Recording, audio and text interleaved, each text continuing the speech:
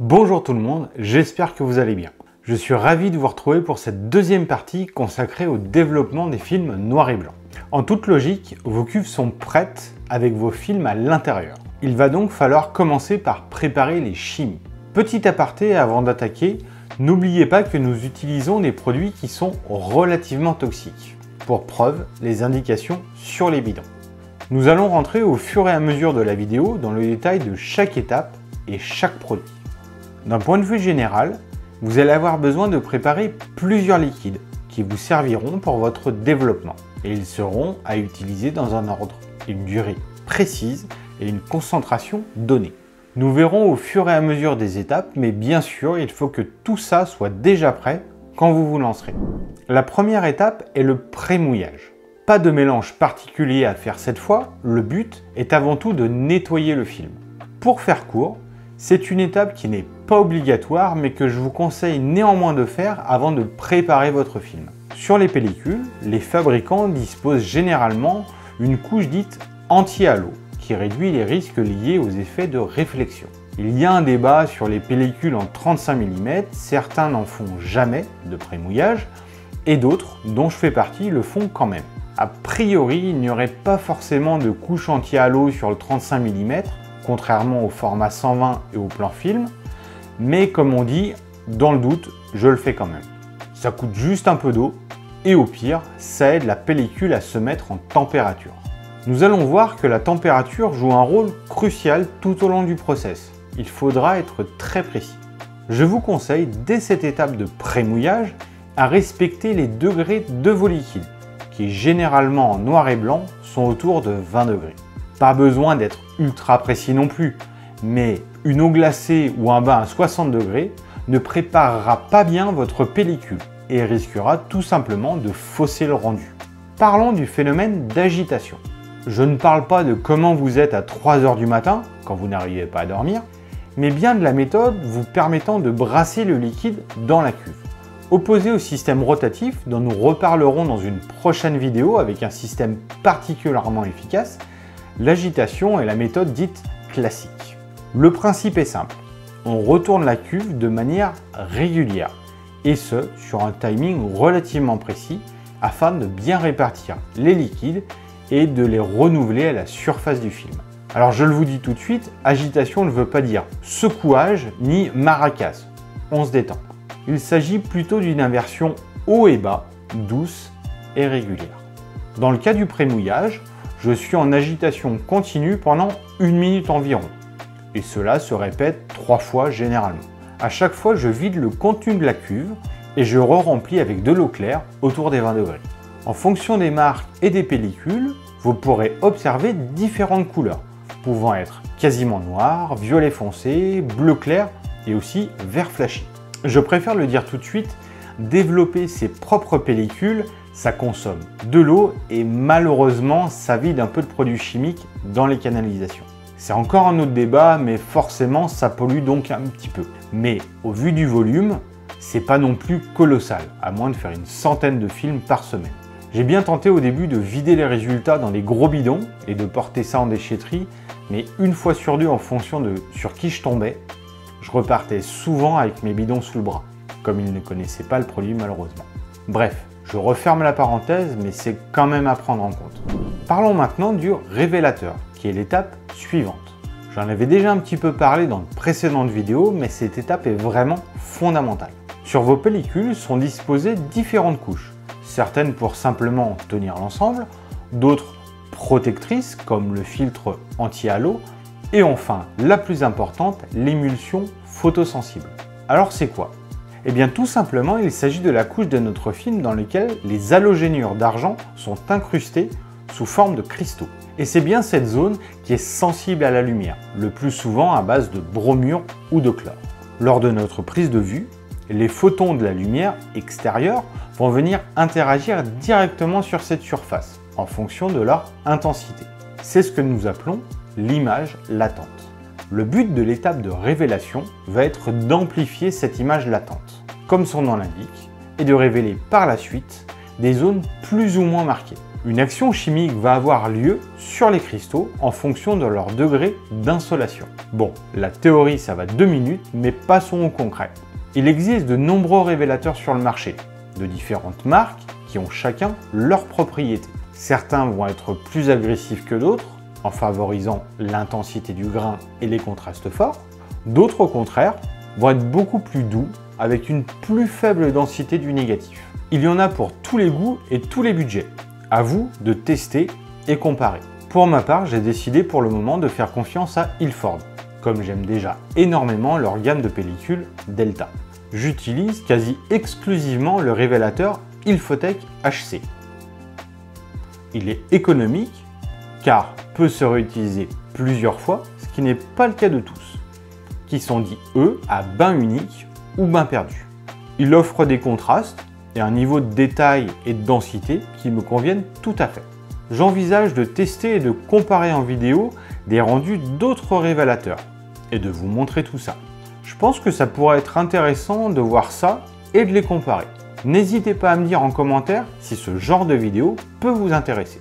Donc chaque marque et chaque révélateur a un peu ses propres caractéristiques techniques, que ce soit en termes de dilution, de rendu et de timing. Pour toutes les personnes qui souhaitent s'essayer au développement, je vous conseille le site Massive Dev Start. C'est la Bible qui recense énormément de révélateurs en fonction de la pellicule que vous utilisez. Vous rentrez votre combo révélateur-pellicule et ça vous donne les dilutions, la température et le timing adéquat. Vous pourrez aussi retrouver des mesures si vous avez poussé ou retenu vos pellicules. C'est vraiment très pratique. Sauf à shooter une pellicule super rare, vous devriez pouvoir retrouver toutes les infos sur ce site de référence. Bon, forcément, si vous faites votre développement, cela implique donc d'avoir préparé vos liquides en amont et qu'ils soient à bonne température, de 20 degrés environ, sauf cas particulier. Vous devez aussi respecter les dilutions préconisées par le fabricant. Par exemple, pour l'Ilfotec HC, Ilford préconise une dilution de 1+31. Ça veut dire que pour une dose de révélateur, vous aurez 31 doses d'eau. Petit produit en croix, ce qui nous donne donc pour 1 litre de liquide final environ 31,25 ml de révélateur pour 968,75 ml d'eau.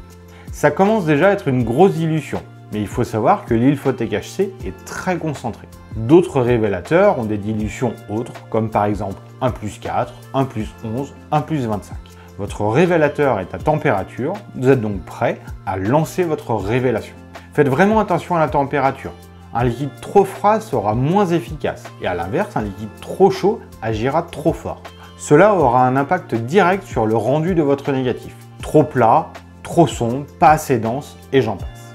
Référez-vous aux données du fabricant pour le timing et c'est parti. Vous versez le volume nécessaire dans votre cuve en fonction de sa contenance, vous lancez votre timer, vous remettez bien le couvercle et faites le vide et vous pouvez commencer votre agitation.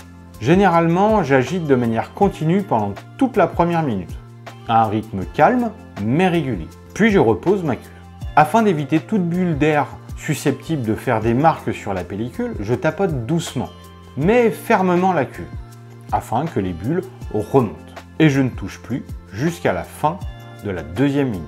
Pour le reste du temps, j'effectue à chaque début de minute 10 secondes d'agitation, puis un temps de repos. Je fais ça jusqu'à la fin du décompte, sans oublier de bien tapoter à chaque fois pour enlever les bulles d'air. Le timing est vraiment très important lors de cette étape. Pas assez long, le révélateur n'aura pas eu le temps d'agir. Trop long, il aura eu au contraire trop d'impact sur la pellicule. Si vous êtes comme moi avec un révélateur réutilisable, une fois le temps écoulé, vous le remettez dans son bidon pour la prochaine fois. Et dans le cas d'une utilisation à bain perdu, vous pouvez le vider directement. Je vous conseille quand même de ne pas traîner, car même si vous avez vidé votre cuve, le révélateur continue d'agir sur votre pellicule. J'effectue personnellement un rapide rinçage à l'eau claire, sans perdre de temps, afin de supprimer une très grosse partie du révélateur. Restez sur la pellicule. Certains utilisent des bains d'arrêt pour stopper immédiatement sa réaction. Personnellement, je n'ai jamais vraiment vu de différence, à vous de voir. Vous videz votre cuve et vous êtes prêt à passer à l'étape suivante, la fixation. Avant de continuer la démonstration concrète, magie de la vidéo, on peut me mettre en pause, je voulais revenir brièvement sur la théorie liée à cette étape. Le but principal du fixateur va être à la fois de rendre l'émulsion insensible à la lumière, mais aussi de figer le négatif pour qu'il puisse se conserver dans le temps. Tant qu'il n'a pas agi, vous ne pouvez pas et ne devez pas ouvrir la cuve. Je ne vais pas rentrer dans le détail du procédé chimique, mais pour faire court et simple, le fixateur va dissoudre les halogénures d'argent et seuls les éléments qui n'auront pas reçu de lumière seront éliminés. Quant aux zones qui, elles, auront reçu de la lumière, elles resteront sur l'émulsion de manière plus ou moins opaque. D'où le phénomène de négatif. Retournons à notre démonstration. Généralement, le process de fixation dure 5 minutes environ. Je vous invite à regarder les données fabricants.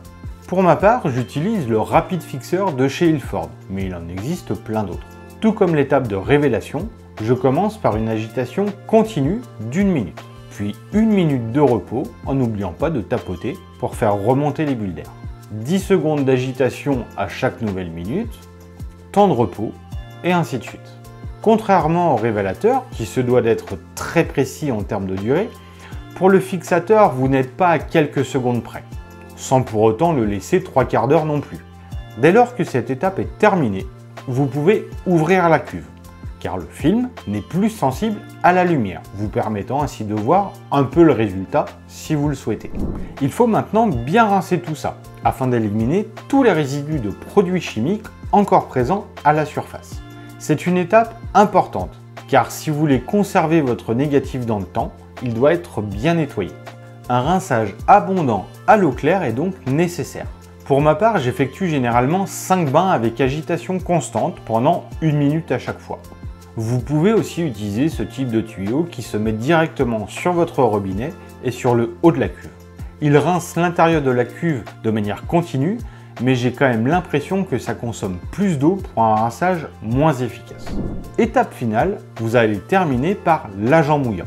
Derrière ce terme bizarre, il s'agit juste d'un dernier bain dans de l'eau déminéralisée, avec un petit peu de produit. J'utilise pour ma part l'Adoflow de chez Adox, mais il en existe également encore plein d'autres. Certains utilisent même un petit peu de produit vaisselle, mais j'ai jamais testé. Pas la peine d'en mettre beaucoup, car ça mousse, et c'est pas le but. Pire encore, si vous en mettez trop, j'ai même remarqué que ça pouvait créer des auréoles sur vos négatifs. Cette étape va finir d'enlever les dernières impuretés et surtout de faciliter l'égouttage lors du séchage. L'utilisation d'une eau déminéralisée est à privilégier lors de cette dernière étape pour éviter les traces de calcaire lors du séchage, en fonction de comment est l'eau chez vous. Généralement, j'évite les agitations sur cette étape, car ça risque juste de trop mousser. J'utilise plutôt cuve ouverte, la tige d'agitation, qui me permet d'être beaucoup plus doux. 1 minute immergée et secouée suffit largement. Vous pouvez maintenant sortir vos spires de la cuve et commencer à préparer vos pinces. Si tout s'est bien passé, la magie a dû opérer et vous êtes en mesure de voir les résultats. Une bonne indication sur la qualité du développement est à observer au niveau des écritures présentes sur le bord de vos films. Généralement, il s'agit de la marque de la pellicule et aussi des numéros de vue. Vous devez être en mesure de les lire distinctement, sans qu'elles soient ni trop sombres ni trop claires. Vous pouvez utiliser des pinces de séchage spécifiques, mais des pinces à linge, ça fait très bien le boulot aussi, tant que vos négatifs sont bien à la verticale et c'est good. Moi, je me suis préparé un petit coin pour étendre mes négatifs, mais vous pouvez les mettre sur des cintres aussi et les accrocher où vous voulez. Pas besoin que votre pièce soit forcément trop chaude pour cette étape. D'après moi, il vaut mieux un séchage un peu lent mais homogène, sans brutalité de température. En théorie, 2 ou 3 heures au niveau de vos négatifs devraient suffire pour être sec. Mais généralement, j'attends plutôt une demi-journée pour être tranquille. Et si vous avez suivi toutes ces étapes, normalement vous avez des négatifs prêts à être numérisés ou pour faire des tirages papier sur agrandisseur. Je conclus ici cette deuxième et dernière partie dédiée au développement noir et blanc. J'espère que ça vous aura plu et a été utile. N'hésitez pas à me dire en commentaire ce que vous en avez pensé et si vous avez des questions. Je me ferai un plaisir d'y répondre. Si ce n'est pas déjà le cas, je vous invite à vous abonner et à activer la cloche des notifications. Ça vous permettra d'être prévenu des prochaines vidéos. à me lâcher un joli pouce bleu pour l'algorithme YouTube, ça aidera grandement la chaîne. Et encore un grand merci pour tous vos commentaires qui font beaucoup de bien et qui donnent envie de continuer à vous présenter de nouvelles vidéos. Ça prend beaucoup de temps tout ça, mais si ça vous plaît et que c'est utile, c'est déjà top. Pour retrouver mes photos, c'est sur mon compte Instagram, shoot.argentique qui s'affiche juste ici. Je compte sur vous pour liker aussi si ça vous plaît. Comme d'habitude, du contenu régulier arrive chaque semaine, alors n'hésitez pas à aller voir. Les fêtes sont bientôt là. C'est peut-être l'occasion d'offrir un joli tirage de mes photos si ça vous plaît. Et ça peut faire aussi une belle idée cadeau. C'est à retrouver juste ici sur mon site dédié. Je vous dis à très vite pour de nouvelles aventures argentiques. D'ici là, prenez soin de vous et surtout, n'oubliez pas de shooter.